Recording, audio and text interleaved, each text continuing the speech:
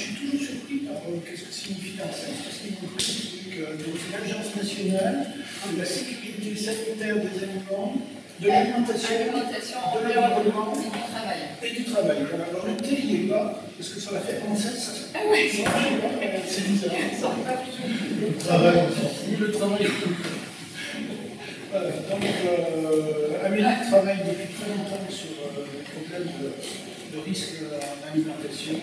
Voilà, alors je sais qu'elle a soutenu son HDR il y a très longtemps aussi.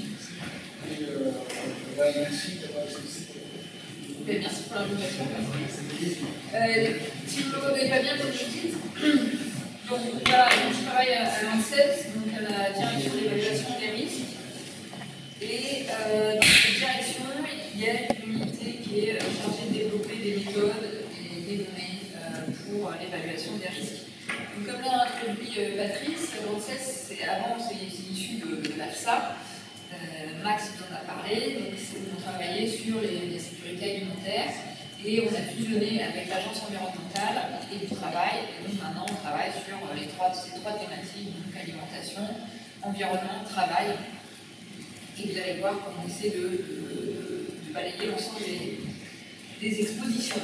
Et donc c'est pour ça qu'à l'ANSES, on s'est intéressé à l'exposome, le concept de l'exposome, qui a été introduit en 2005 par Christopher Wilde, qui, face au fait que, justement, avec l'analyse du génome, on n'arrivait pas à expliquer l'ensemble des maladies, voire une très faible partie des maladies chroniques notamment, il s'est intéressé à l'environnement en disant que l'environnement pouvait être source pouvait causer des maladies pour l'humain. Et donc il a mis en place le concept de l'exposome qui donc correspond à la totalité des expositions à des facteurs environnementaux que subit un organisme humain de sa conception à sa fin de vie, en passant par le développement in vitro et complétant l'effet du génome. On voit bien qu'il y a cette histoire de cette idée de compléter, et puis maintenant on étudie aussi les interactions entre les gènes environnement, et donc plus une idée d'interaction. L'idée majeure, c'est de s'intéresser à l'ensemble des expositions, donc pas à une seule exposition, mais tout ce que peut rencontrer un être humain, donc de sa conception à sa fin de vie. Et là, Christopher Wilde vient de publier les 20 ans de l'exposome, faisant un peu un bilan de ce qu'il a créé et des suites du concept qu'il a créé. Donc, l'exposome a fait son petit chemin, lui, on va dire que pendant 10 ans, il ne s'est pas passé grand-chose, mais entre 2012 et 2015, ça prend dans la communauté de la recherche, les chercheurs s'y intéressent, et aujourd'hui, on parle beaucoup d'exposome, même au niveau, finalement, de la réglementation et de la prévention, puisqu'on est en train de monter un projet au niveau national sur l'exposome et prévention, comment l'exposome peut servir à faire de la prévention. Et tout en 2022, à l'ANSES, on s'est intéressé à ce concept, comment intégrer l'exposome dans les travaux de l'ANSES. Il faut savoir que l'exposome vient plus du monde de l'épidémiologie. Christopher Wilde est un épidémiologiste, le directeur du CIRC, du Centre contre le cancer. Et donc, ça a été beaucoup développé dans le domaine de l'épidémiologie, dans le domaine de la recherche. Et aujourd'hui, comme je vous disais, on va intégrer ce concept dans nos activités à l'agence. Une grosse partie de nos activités, c'est de faire de l'expertise, de faire de l'évaluation des risques avec des groupes d'experts pour proposer des évaluations aux politiques publiques, donc aux politiques, au ministère qui, eux, mettent en place, à la suite de nos évaluations, des mesures de gestion. Et donc, on a réfléchi à comment utiliser ce qui avait été développé dans l'exposome pour faire de l'évaluation des risques. Et donc, on a produit un rapport en 2022 sur cette question. Et dans ce rapport, on a un peu revu la définition de l'exposome par rapport à nos activités. Donc, l'exposome correspond à la totalité des expositions néfastes comme bénéfiques. On a vu par Max le fait qu'on a des expositions négatives, mais aussi des expositions positives, comme les apports nutritionnels, et donc ça peut être néfaste ou bénéfique à des agents chimiques, biologiques et physiques. Donc ça, c'est vraiment les trois types d'agents sur lesquels on travaille en CES, en évaluation des risques. Et donc en interaction avec le statut physiologique, le milieu de vie, le contexte psychosocial que connaît un organisme vivant de sa conception jusqu'à sa fin de vie, afin d'expliquer son état de santé. Donc nous, ce qu'on a rajouté un peu par rapport aux définitions classiques de l'exposome, c'est l'éco-exposome et l'interaction avec notre écosystème. Et là, on rejoint aussi un autre concept qui est très à la mode, mais qui est très développé en ce moment, qui est le concept du One Health, une seule santé, avec l'interaction entre la santé des animaux et la santé de l'humain. Et donc ici, il y a la même, moi je vais vous parler que d'humain, mais il y a tout un pan qui se développe qui s'appelle l'éco-exposome et qui se développe pour aussi faire la même chose sur les écosystèmes. Et surtout, ce qui nous intéresse ici, c'est bien sûr l'interaction entre notre écosystème et la santé de l'humain. Donc l'exposome, on va devoir l'étudier, le caractériser. Donc on parle de caractérisation de l'exposome avec les expositions externes. Donc on a vu, il y a l'alimentation, Max nous a présenté, voilà, on a les contaminations et les concentrations dans les différentes denrées alimentaires qu'on pouvait combiner avec les habitudes de vie, de consommation des individus pour calculer des expositions. Donc ça c'est une partie, puis après on a toutes les autres sources d'exposition et on peut avoir le même type de données, la contamination de l'air, la contamination dans les foyers avec des relevés dans les poussières, etc., qui vont nous servir à calculer les autres sources et voies d'exposition aux substances chimiques. Donc l'exposome, ça inclut aussi la partie biologique, comme on a vu, les agents chimiques, biologiques et physiques. Moi, je vais vous parler beaucoup de la partie chimique que j'ai développée, et savoir aussi que l'exposome s'est beaucoup développé pour l'instant en chimie, avec les substances chimiques. Après, on a l'exposition interne. Donc, aujourd'hui, on a une nouvelle mesure pour évaluer les expositions qui sont les concentrations des substances dans le sang, dans les urines, dans les cheveux. Donc, il y a tout ce pan qui se développe avec Santé publique France qui développe une étude nationale de biosurveillance et qui contrôle ces concentrations dans la population française. Et aujourd'hui, on a combiné l'étude de l'alimentation totale, l'étude de la consommation des Français qu'on menait à l'ANSES, on la combine aujourd'hui avec Santé publique France qui, eux, pour les mêmes individus, on va avoir leur consommation alimentaire et on va avoir leur concentration dans les différents tissus. Et c'est une étude qui est en cours et qui s'appellera Alban et qui va sortir, je ne sais pas les dates, mais qui sait que va sortir. Dans un an ou deux, on aura des premiers résultats qui vont bien finir le pilote. Donc c'est pour montrer que déjà on essaie d'étendre les études pour avoir une vision plus globale de nos expositions. Et puis l'exposome peut avoir des effets sur la santé et c'est ce qu'on va étudier avec l'étude de la réponse biologique où on va faire directement le lien avec les maladies, avec les études épidémiologiques qui vont être menées en multidimension puisqu'on va essayer de prendre en compte le fait qu'on soit exposé non plus à une substance mais à des mélanges de substances.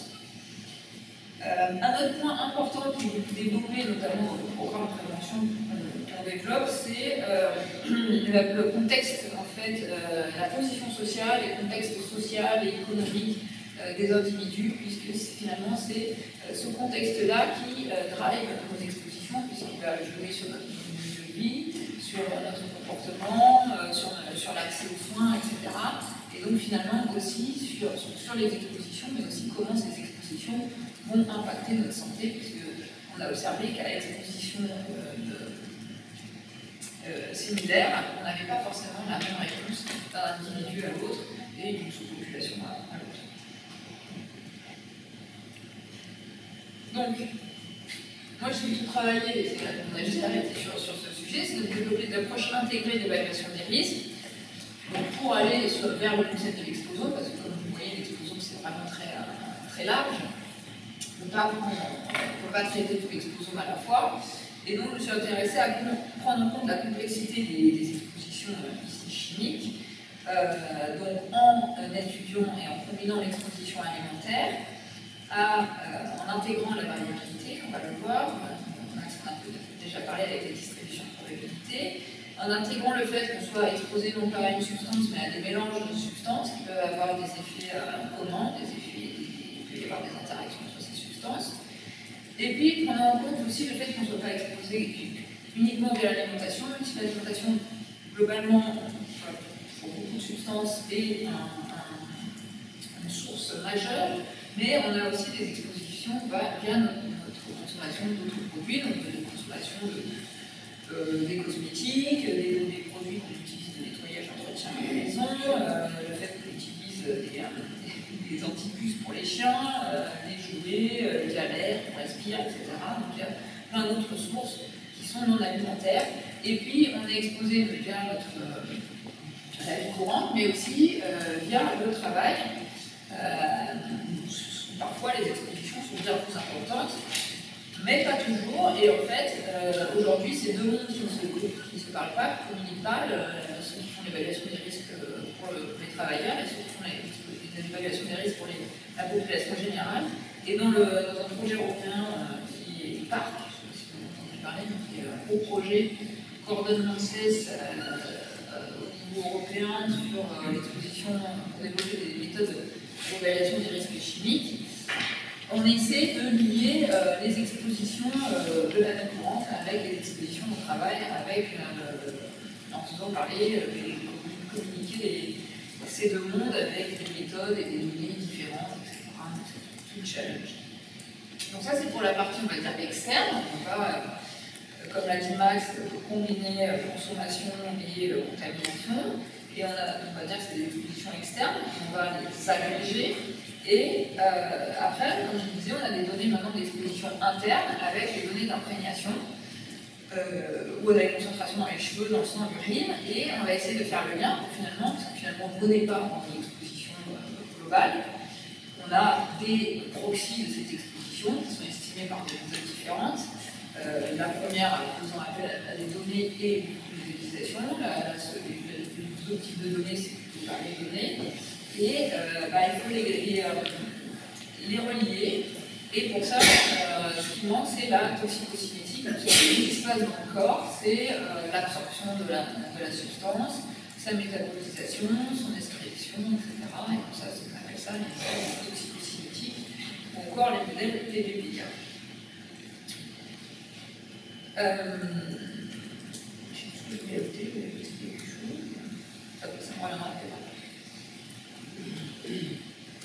Donc, pour proposer une approche intégrée de l'évaluation des risques, la présentation va se faire en 3 temps. Je vais vous parler d'abord de la question des mélanges, après la modélisation dynamique des expositions. Donc, on l'a vu qu'il faut prendre en compte une exposition finalement au cours de la vie pour pouvoir traiter l'exposome et également pour relier les expositions externes et les expositions internes. Et donc, c'est avec les modèles toxicocinétiques qu'on va arriver à faire ce lien.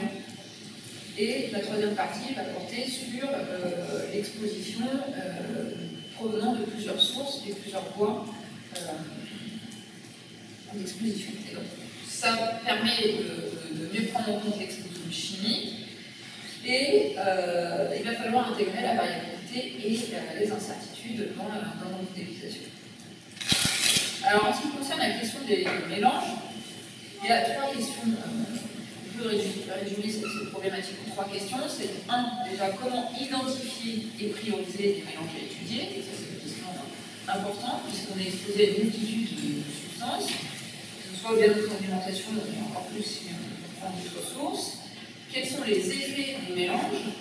Donc après, est-ce que les effets vont se cumuler? Est-ce que les doses vont se cumuler? Est-ce que les substances vont interagir? On va avoir plutôt des effets antagonistes.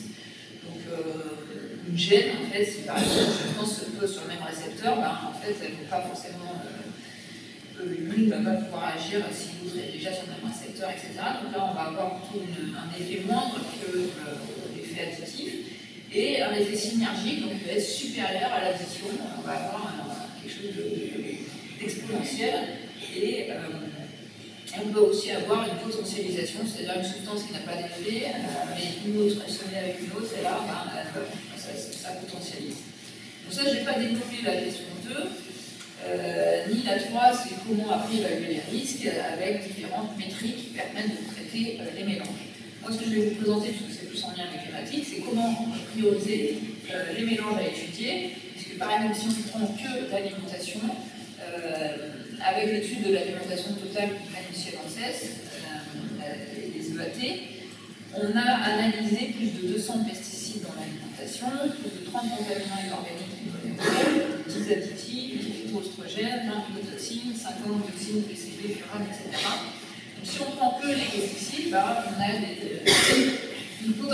un nombre de combinaisons qui est infini, et donc on ne peut pas traiter l'ensemble de ces combinaisons. Donc, il y a des approches qui ont été développées. L'EFSA, l'Agence européenne de l'alimentation, elle a développé l'approche par la toxicologie. Donc elle met ensemble des substances qui ont le même effet toxicologique, les mêmes caractéristiques chimiques, et qui vont donc avoir un effet commun. Ou alors, il y a plusieurs niveaux. Donc soit c'est un organe de la même cible, elles vont taper sur le cerveau, etc. Ça c'est un peu large. Alors, regarde maintenant s'il y a des effets plus spécifiques. Par exemple, la stéatose, toutes les substances qui ont un effet de stéatose sur le foie vont être classées dans le même groupe et vont être étudiées pour un mélange. Et donc, alors on a développé une approche plus exposition, où on s'est dit, on voudrait mettre les substances qui se retrouvent le plus souvent ensemble, ensemble pour voir si justement elles ont des effets communs, etc. Donc c'est plus exploratoire et on est parti de l'exposition en utilisant des modèles mathématiques. L'idéal évidemment c'est de lier les deux, en fait d'avoir l'information sur la tox et puis l'information sur l'exposition. Et dans ces cas-là, c'est un cercle complet. Donc l'approche par l'exposition, elle est intéressante aussi quand on a un grand nombre, comme je vous disais, de substances, par exemple dans l'exposition alimentaire, et qu'on veut finalement prioriser le mélange ou les mélanges à étudier en priorité. Pour calculer l'exposition alimentaire, je vais faire vite puisque Max vous a déjà expliqué, on combine consommation alimentaire, les quantités consommées et les concentrations dans les différents aliments qui peuvent contenir les substances en question. Donc on peut tirer dans la distribution, ça c'est une approche probabiliste, on peut aussi avoir des approches déterministes. On prend la moyenne de consommation avec la moyenne de contamination, le maximum de la contamination, et on calcule pour chaque individu, parce qu'après on a des enquêtes alimentaires, comme je le disais, qui sont développées à l'ANSES, où par exemple on a 2000 individus dans l'étude, et on a la consommation à 1280 aliments de l'individu, et on va sommer donc, pour chaque aliment multiplié par la contamination de la substance, pour calculer l'exposition par individu. On va se retrouver avec une matrice où on a 2000 individus et si on a étudié, par exemple, on avait étudié 150 substances pour l'étude de l'alimentation totale, parce qu'après, il y en a, comme je vous l'ai montré, il y a les substances qui avaient été recherchées, après il y a celles qui sont quantifiées, non quantifiées, etc. Donc on a un exemple avec 150 substances. Et donc l'idée c'est de se dire, si on prend par exemple ici l'exposition à 2 pesticides, on va avoir des gens qui vont être faiblement exposés à un type de pesticide, donc ici faiblement exposés au hydrazide, mais aussi faiblement exposés au phare. Par contre, on va avoir des gens qui vont être plus fortement exposés au premier pesticide et moins fortement au deuxième. Parce que ces gens-là ne vont pas nous intéresser, ces deux types de populations, de sous-populations ne vont pas nous intéresser parce qu'il y en a qui sont faiblement exposés, donc ça va pas être les prioritaires, et puis l'autre population elle est fortement exposée à l'un et faiblement à l'autre. C'est pas inintéressant, mais c'est pas la population prioritaire pour nous. Tout ce qui va nous intéresser, c'est les individus qui sont fortement exposés aux pesticides et voir s'il y a des interactions, des effets combinés de ces pesticides sur la santé. Donc ça, c'est quand on est en 2 dimensions, c'est facilement exploitable, mais quand on est on va traiter 150 substances ou 400 substances, on va utiliser des modèles mathématiques pour aller investiguer ces co-expositions et déterminer les mélanges et déterminer les profils d'exposition. Donc on a utilisé des méthodes de machine learning pour, pour aller investiguer ces expositions. Donc bon, à l'époque, je faisais plus de bayésien parce que je venais de la microbiologie, donc je faisais ce que va vous présenter Isabelle. Et donc j'ai essayé de réappliquer les méthodes d'approche bayésienne, paramétrique, dans ce contexte-là. J'ai aussi testé des réseaux de neurones, des analyses en composantes principales, etc.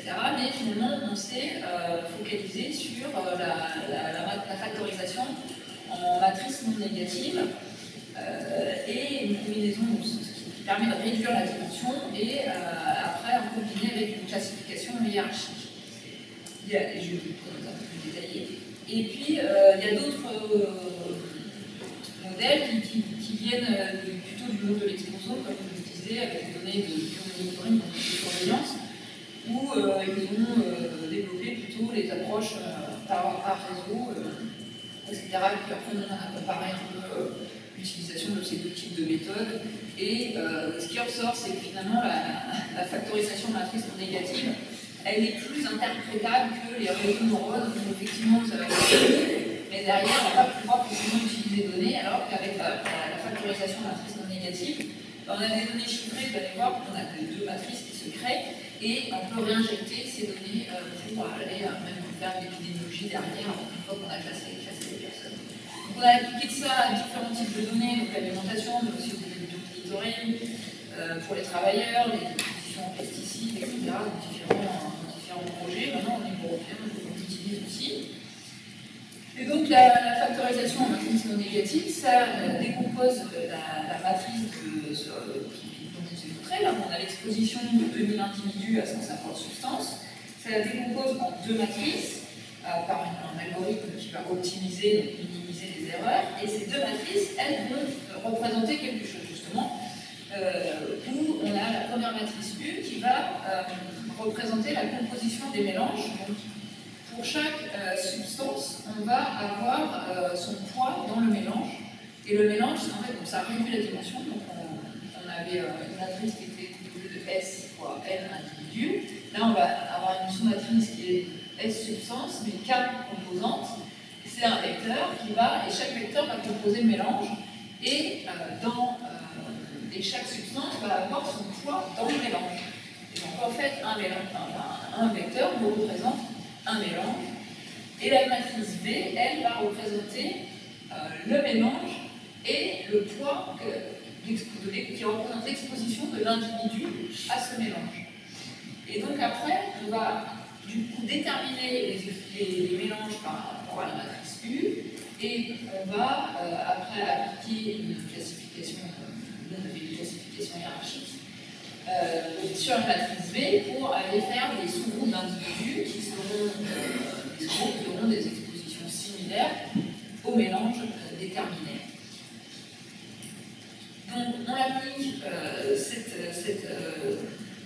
cette méthode sur les matrices d'exposition, j'ai déjà parlé de pas.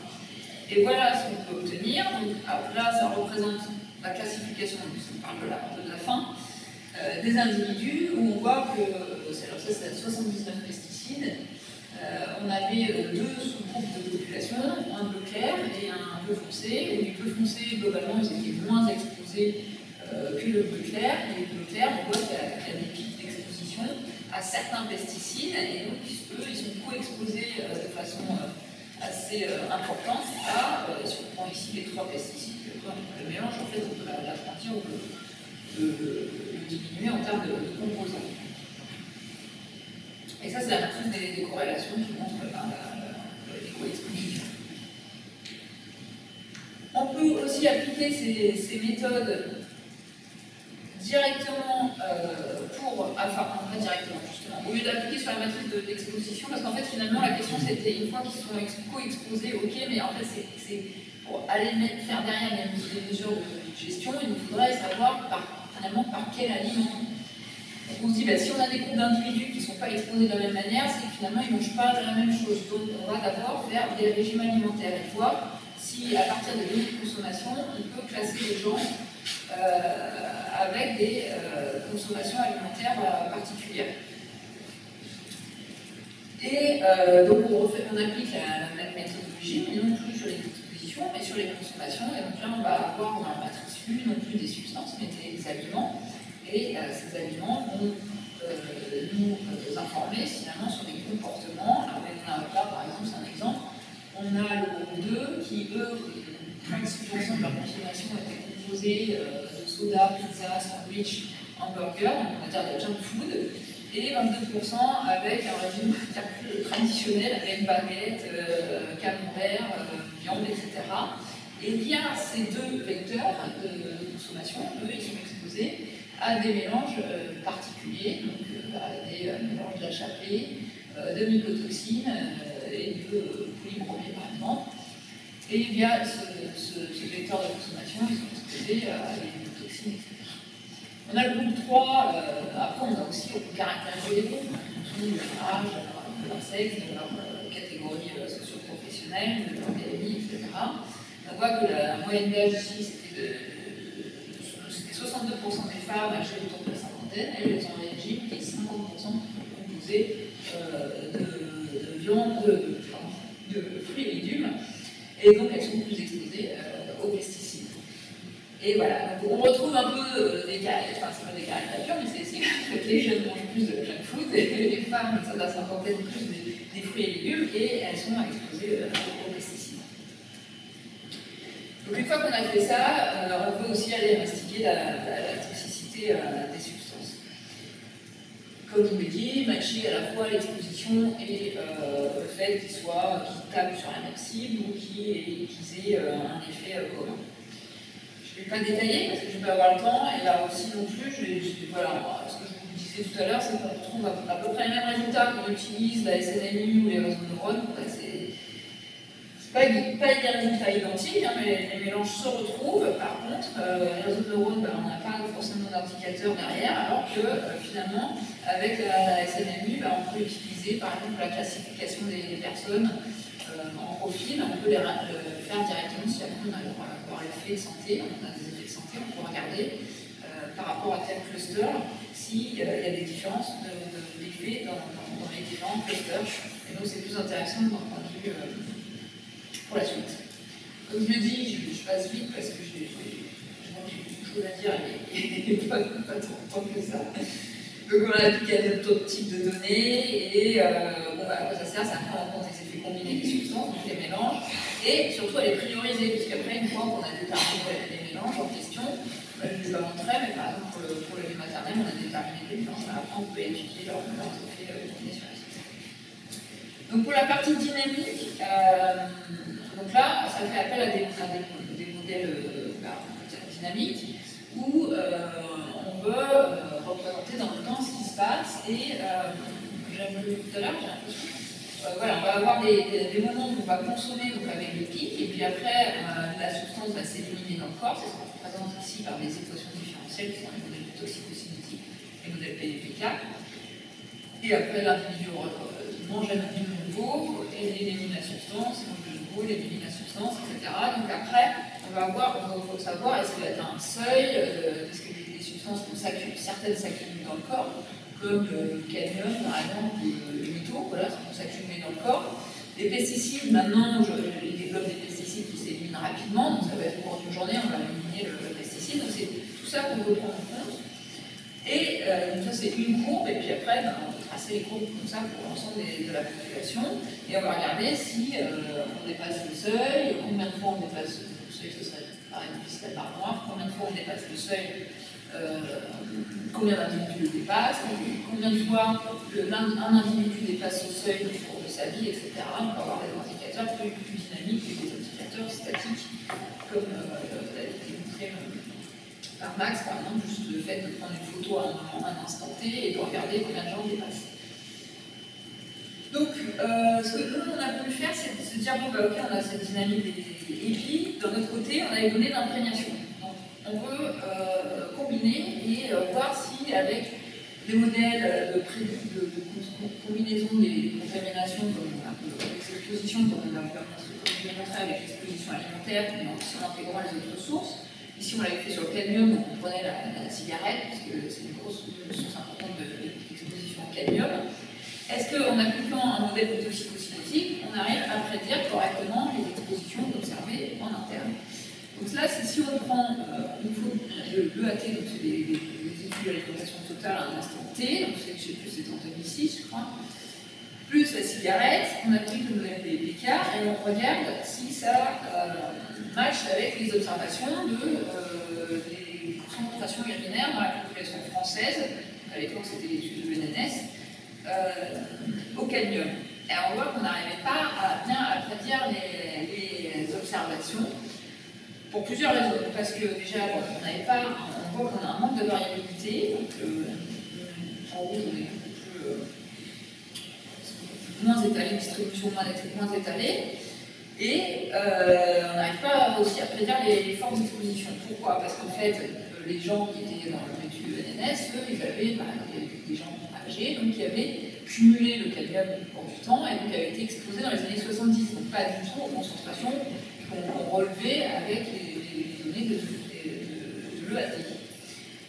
Du coup, on a mis en place un modèle bayésien, encore une fois, où on s'est dit, on va apprendre des données d'imprégnation pour finalement modéliser ce qui s'est passé dans le passé. Et créer ces facteurs de correction qui à la fois corrigent le fait que les gens n'étaient pas exposés au niveau d'aujourd'hui, mais que dans les années 70, on savait qu'il y avait un pic. Donc on a donné un peu une forme comme ça à la courbe en disant dans les années 1900, il n'y avait pas d'exposition au cadmium, dans les années 70, il y avait un pic. Et puis là, c'est les EAT, parce qu'on avait trois données différentes de EAT. Et donc, avec un modèle bayésien, on a estimé la fonction G qui nous a permis de corriger finalement les expositions externes en fonction du temps. Et également du fait qu'on n'a pas pris l'ensemble des sources d'exposition, parce qu'on n'était que sur l'alimentation à la cigarette, et que le cadmium, c'est aussi dans l'air, c'est aussi dans les consommations, dans les cosmétiques, par exemple. Et donc, ça nous permettait de corriger. Donc là, on a utilisé les mathématiques pour apprendre finalement des données, pour les relier aux autres, et finalement corriger nos expositions externes. Voilà, ça a été fait dans une thèse. La modélisation, ça permet aussi de prédire. Donc, maintenant qu'on avait un modèle qui est assez bien calé, on pouvait dire quelles vont être les expositions et les imprégnations futures au cadmium, en considérant que les contaminations finalement vont être similaires à aujourd'hui. On n'a pas d'évolution des contaminations, on ne fait pas de baisse des contaminations. Et qu'est-ce qui va se passer en 2030? On voit qu'on a une baisse générale pour tout le monde, parce que finalement on était moins exposés que les années passées. On a toujours, évidemment, les personnes plus âgées ont cumulé, donc sont plus exposées. Et ça c'était l'effet âge, les personnes âgées sont plus exposées que les autres, ont cumulé. Et en effet générationnel avec une diminution dans le temps.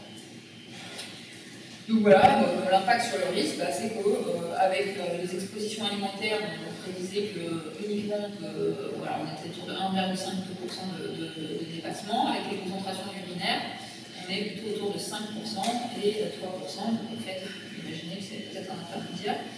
Et puis, les concentrations urinaires en 2030, on n'a plus personne qui les passe. Alors à quoi ça sert la modélisation mathématique dans ce contexte? Je vais accélérer un petit peu parce que donc, la partie agrégée, ici, l'idée c'est de pouvoir combiner différentes sources et voies d'exposition. Or, on n'a pas d'enquête pour laquelle on a pour un même individu rassembler des informations sur son alimentation, sur son comportement, sur son travail, sur ce qui se passe chez lui, qu'est-ce qu'il fait, quels produits d'entretien il utilise, etc. Donc, on va devoir combiner des enquêtes différentes. Et donc là, on va voir la question de la mathématique, c'est de dire comment combiner ces enquêtes, comment intégrer la variabilité entre les individus et surtout l'incertitude, parce que là on va cumuler des incertitudes de plusieurs types de données et l'incertitude de la combinaison des données qui va s'ajouter. Donc la variabilité, c'est la différence de comportement entre les individus, le fait qu'on ne fonctionne pas de la même manière, le fait que la contamination dans le sud de la France n'est pas la même que dans le nord, c'est tout ça qu'il faut intégrer. Et l'incertitude, Max nous en a parlé, c'est ce qu'on ne connaît pas. Et finalement, c'est c'est dû à un manque de connaissances, à un manque de données, ou le fait par exemple qu'on combine des données qui ne sont pas sur le même individu. Donc pour ça, on va utiliser des distributions de probabilité, on a aussi utilisé l'inférence bayésienne, mais surtout aujourd'hui ce qu'on utilise c'est les simulations de Monte-Carlo, de Standard, et du Bootstrap aussi. Donc dans les simulations de Monte-Carlo de premier ordre, on ne distingue pas ce qui est la variabilité d'incertitude. Donc par exemple, on va combiner les concentrations, on va tirer dans une loi exponentielle. Pour la consommation, on va utiliser les consommations observées. Et on va faire des tirages comme ça, aléatoires, dans les deux distributions, et on va produire une distribution d'exposition. Ça, c'est sans distinguer la variabilité d'incertitude. Si on veut distinguer la variabilité d'incertitude, on peut dire que finalement la moyenne de l'exponentielle, on ne la connaît pas précisément, mais que ça fluctue dans un genre d'intervalle, et qu'elle a elle-même une loi de probabilité, la moyenne, elle suit une loi gamma AB. Et ça va refléter l'incertitude. On va tirer dans la distribution de la moyenne, on va calculer une distribution de concentration avec cette moyenne, et on va calculer l'exposition. Ici, ça va refléter la variabilité, ici l'incertitude, la consommation, on n'a pas d'incertitude ici. Et on va pouvoir faire ça plusieurs fois, et donc on va pouvoir distinguer de ce qui relève de l'incertitude de ce qui relève de la variabilité. À savoir que, effectivement, c'est nous qui disons que ça c'est de l'incertitude, ça c'est de la variabilité, donc c'est des choix qu'on fait qui peuvent aussi traquer dans l'incertitude. Et du coup, on va faire, par exemple, pour n, c'est ce qui va représenter la variabilité, on va avoir 10 000 tirages, et pour l'incertitude, on peut en faire 100, 1000, après, on a des ordinateurs qui sont un peu infinis, donc on va avoir 1000 tirages de la moyenne, et on va avoir un intervalle, finalement, sur nos résultats. Donc pour combiner les données, il va falloir aussi choisir une population de référence. Cette population de référence, en général, elle se fait à partir parce qu'on a différentes études, avec l'étude pour laquelle qui est représentative de notre population cible, donc ici c'est la population française. Toutes les études de l'alimentation, par exemple, elles sont représentatives, donc en général c'est ce qu'on utilise comme population de référence. Et à partir de cette population de référence, on va joindre les autres, on va combiner les autres données. Pour ça, on ne va pas le faire à l'aveugle, parce que par exemple, les concentrations dans les foyers, elles peuvent dépendre de la région. Les concentrations alimentaires, elles peuvent aussi dépendre de la région. Donc, on va aussi tester au préalable qu'est-ce qui influe sur nos concentrations, et du coup, on va combiner les données en fonction de ces variables qu'on va appeler des variables de stratification. C'est la deuxième étape. Et la troisième, c'est qu'on va intégrer aussi les points de sondage dans les études si on les a. Et la quatrième, c'est qu'on va simuler une population pour laquelle on va avoir l'ensemble des expositions.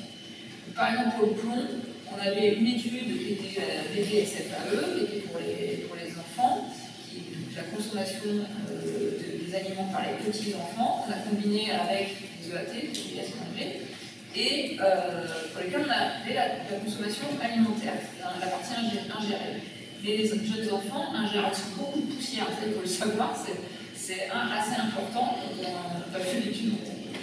On ne sait pas forcément, mais vu qu'ils sont par terre, etc., ils mangent beaucoup de poussière. C'est aussi une source importante.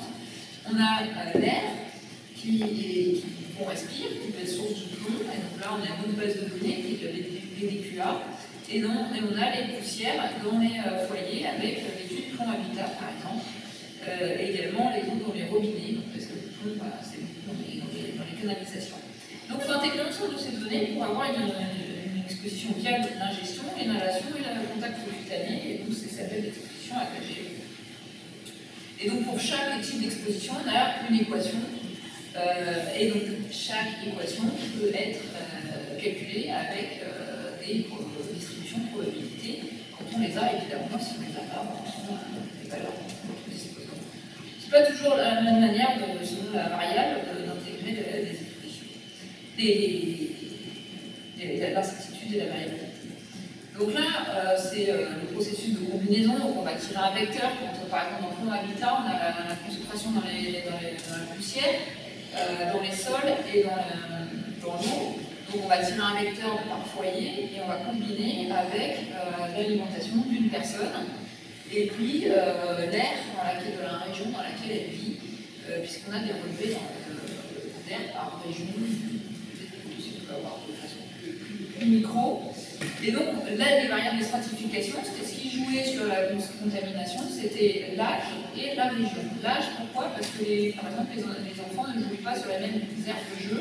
Dans la concentration dans les sols, notamment, elle dépendait de l'âge de l'enfant. Ils n'avaient pas la même activité. Et la région, donc, ça, c'est assez évident que ça joue. Et donc, on combine comme ça les données. Et on le fait plusieurs fois. On fait pour 100 000 individus, par exemple. Ça va représenter la variabilité, et on fait ça 100 fois, 1000 fois, etc. Puisqu'on a une incertitude, et ça représentera l'incertitude de la combinaison de données. Donc, ça a été appliqué aussi aux pesticides. Je passe un peu vite, parce que voilà, on a combiné deux types de données qui nous informaient sur les pesticides. Là, on a les médicaments vétérinaires pour les puces, etc. Les médicaments pour traiter la gale, qui est aussi une source d'exposition aux pesticides. Et oui, est-ce que je ne vous ai pas dit, c'est pour je n'ai pas mis un résultat pour le plomb. Donc, le poids majoritaire, c'était finalement l'alimentation, mais aussi la poussière pour les enfants, pour les jeunes enfants, pas pour les autres. Et ici, et on compare avec ici, on a eu les données de l'ENNS, donc les données d'imprégnation, on a pu comparer à un important modèle PFPK. Et donc, on peut comparer ici, en blanc, ce sont les. Observer, c'est les blancs. Et en gris, ce sont les simulés. On voit qu'on ne prédit pas trop mal. Après, on n'arrive pas encore à prédire l'ensemble de la variabilité. On doit faire plusieurs scénarios de données censurées, parce qu'on n'a pas la mesure exacte. Parfois, on sait que c'est en dessous de la ligne de détection, de quantification. Et ben, justement, les données d'imprégnation nous permettent de voir quels scénarios. Ici, c'était le scénario intermédiaire qui nous est précisé le mieux. Et donc, ce qui est important d'essayer de préciser, c'est que pour 50%, donc, on va dire en médiane, les gens sont exposés à ces pesticides, aux biotrénoïdes, via l'alimentation. Mais si on regarde les plus exposés, en fait, il y a plus de diversité au niveau des sources. On a l'alimentation qui joue un peu plus importante, mais aussi les médicaments, finalement, ceux qui étaient traités pour la gale, étaient exposés via cette source, et puis aussi ceux qui ont des animaux de compagnie étaient exposés via cette source. Et savoir qu'en France, on avait observé, et c'est pour ça qu'on avait fait cette étude, que la population française était plus exposée que les autres populations en Europe aux pyréthénoïdes, au niveau de l'imprégnation. Et on ne savait pas pourquoi. Et du coup, on s'est aperçu que les Français ont beaucoup d'animaux de compagnie, notamment les chiens, et parce que les chats, ça ne fait pas les traiter les pyréthénoïdes, mais donc ils étaient exposés via leur animaux de compagnie, ainsi que la population des Belges aussi, qui ont observé que c'était une source importante d'exposition pyréthénoïde. Après, on peut avoir par voie, dans l'oral, l'inhalation thermale, pour la même chose. Et puis, on revient à la question des mélanges. Comme on avait 4 pyréthénoïdes, on peut voir finalement quel est le pyréthénoïde qui joue le plus. C'est la deltamétrine pour la médiane. Et puis, pour les autres, c'est la permétrine. La permétrine qui était dans les traitements, qui était à l'époque dans les traitements, je ne sais pas si c'était. Voilà, donc ce que je disais, tout ça, c'est de passer aussi, c'est important, et notre travail à l'ANSES, c'est, disons, mon travail dans l'unité, c'est de passer de la recherche à l'expertise, de transférer ces méthodes, etc., à l'expertise, dans les comités d'experts, qui ne traitent non plus une substance par substance, mais des mélanges, etc. Et c'est en cours il y a beaucoup de changements là, qui ont été faits à l'ANSES avec le rapport Exposome, de mieux prendre en compte ces multi-expositions, la complexité des expositions, et développer des outils. Donc j'ai développé un super Shiny avec les moyens du bord et une application qui permet de faire tout ce que je vous ai raconté, sauf la partie publique. Donc pour conclure, la modélisation mathématique permet une meilleure prise en compte de la réalité et de la complexité des expositions. Voilà, on va servir des mathématiques. Elle permet de prioriser, identifier des profils à risque, des substances prioritaires, des sources et des voies majeures sur lesquelles il faut intervenir. Et aujourd'hui, bien plus encore, donc avec l'exposome qui est encore plus complexe, parce que moi je vous ai présenté une partie de l'exposome, il y a un besoin d'intégrer et d'analyser une multitude de données, de combiner plein de données, de les faire positionner. Je vous ai montré aussi le lien avec les données de santé. Et donc, on a aussi un besoin voilà, on parlera au tableau de ce que peut apporter le machine learning, on a vu une petite partie, mais aujourd'hui aussi l'intelligence artificielle pour combiner ces données, les interopérabilités, etc. On a un besoin de géospatialisation et de modélisation dynamique. La géospatialisation, notamment aussi dans le programme de prévention, est assez importante pour pouvoir avoir un programme qui reflète les différences au niveau géographique en France et outre-mer. Voilà. Je suis finalement sur la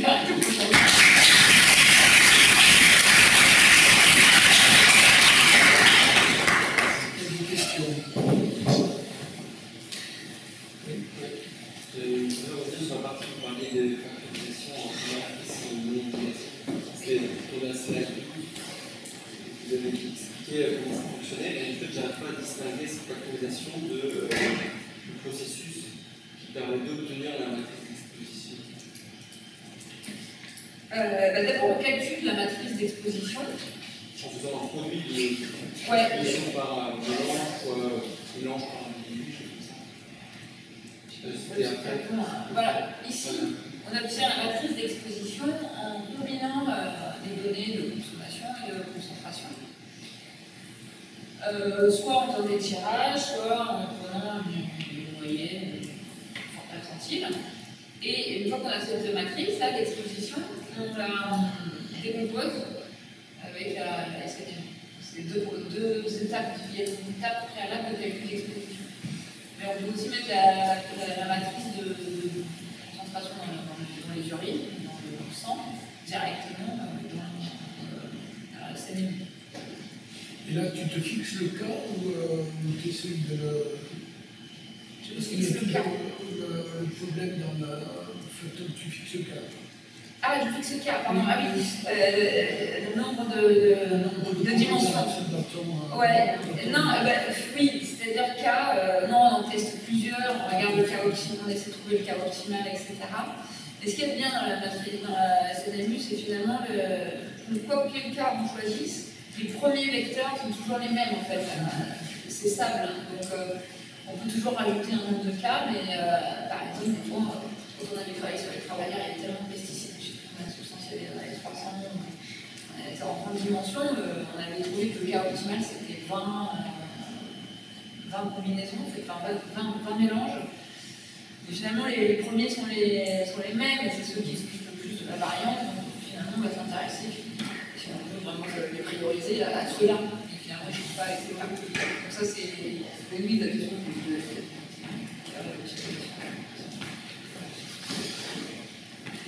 J'ai un peu de mal à comprendre ta distinction entre variabilité et incertitude. Pourquoi la variabilité c'est sur les individus, parce que l'incertitude c'est sur la mesure? Ça serait ça? Plutôt oui. Parce que pour moi, l'incertitude c'est global.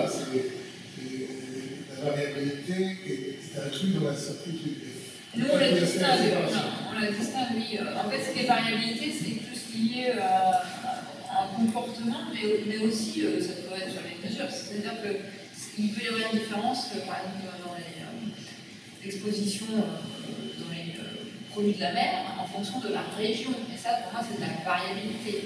Ce qui est l'incertitude, c'est ce que tu as expliqué, c'est de la mesure. C'est-à-dire deux machines différentes vont avoir un résultat différent quand elles vont mesurer. Pour moi, c'est l'incertitude. Tel que tu décris, finalement, la variabilité, c'est une source d'incertitude. Oui, après, l'incertitude... L'incertitude, pour moi, c'est global. Mais c'est elle peut comprendre la variabilité, mais on la décompose pour... On la décomposer en 36 sources d'incertitude. Oui, l'incertitude, elle a plusieurs sources, et la variabilité peut entraîner une source.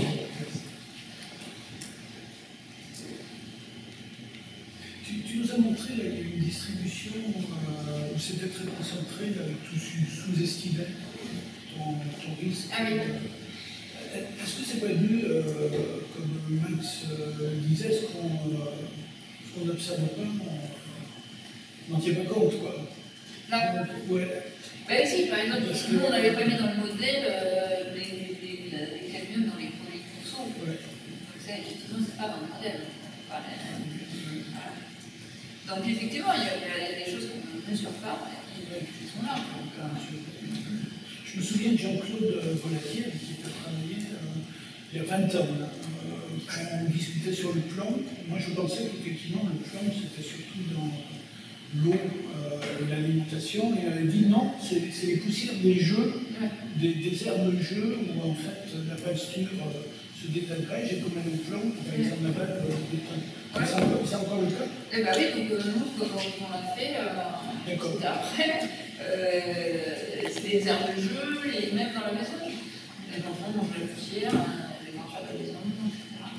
Pour les jeunes enfants, c'est la voie majoritaire. Après, pour les adultes, c'est évidemment l'alimentation et l'eau.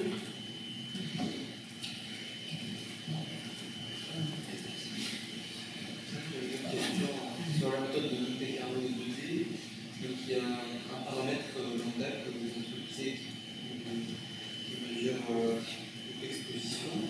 Enfin, ça parlait d'une loi qui l'exposition, si je comprends bien, et ensuite pareil lui-même, il fait l'objet d'une autre loi de probabilité de son définition. Et donc en fait, à partir de ce modèle-là, c'est qu'est-ce qu'on calcule en faisant plusieurs fois la modélisation différents paramètres. On calcule l'exposition en fait, et le risque en fait. Et à la fin, on est capable de dire, d'affiner un peu l'incertitude. Eh bien, on peut avoir, là en fait, l'intervalle, en fait, la partie moins grise, là, représente l'intervalle d'incertitude. Donc on a, par exemple, on va dire que la probabilité de dépasser la valeur seuil est 10%, mais en fait elle est comprise entre 8 et 12%. Donc on a cet intervalle qui représente l'incertitude. Bon là c'est pas très intéressant, mais quand on est proche de 0, si notre intervalle il intègre le 0, ben, on peut dire que au lieu de dire on a un risque de 1,5%, mais en fait c'est un intervalle d'incertitude entre 0 et 4%, peut-être que notre risque il est nul en fait. Donc là, c'est des données qu'on crée, en fait, on part pas aux données réelles. Ah bah si, parce que ici, déjà on a les données empiriques, mais ici on a ajusté la distribution sur des données en fait. Ça dépend du contexte. Par exemple, les paramètres physiologiques, nous on prend des distributions qui sont données dans le book américain, parce que c'est ce qu'on a aujourd'hui, et il dit que pour un individu, il a un poumon de telle taille, etc. Donc là on prend plus de distribution de la population américaine. On essaie en train de les faire à l'ANSES pour la France, pour les Français ou l'Europe.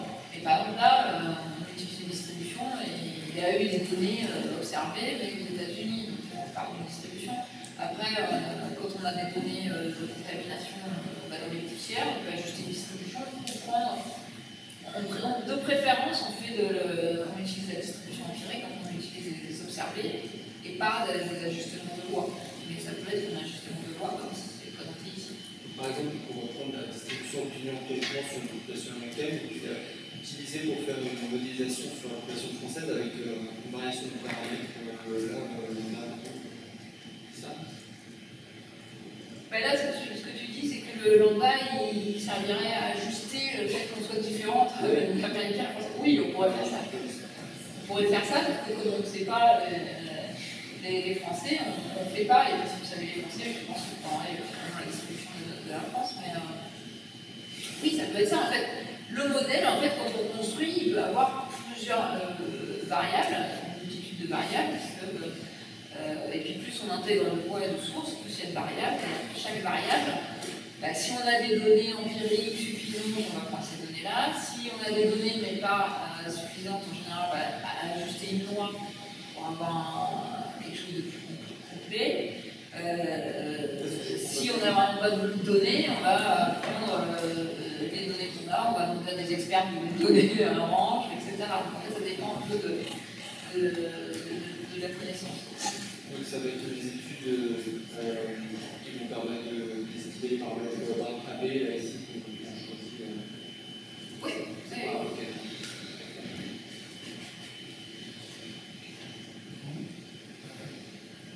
Merci.